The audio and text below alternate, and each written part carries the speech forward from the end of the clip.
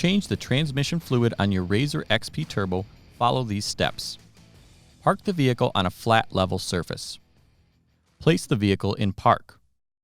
Place a drain pan underneath the transmission drain plug. Clean the area around the fill plug.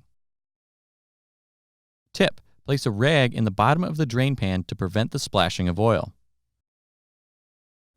Remove the transmission fill plug and set aside. Clean the area around the drain plug.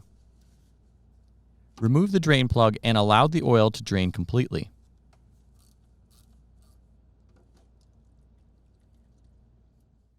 Clean any dirt or debris from the fill and drain plugs. Inspect the O-rings on both plugs and replace if necessary.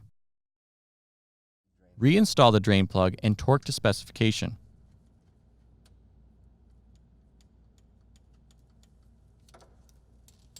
Fill the gear case through the fill plug hole until oil reaches the bottom threads and begins to spill out.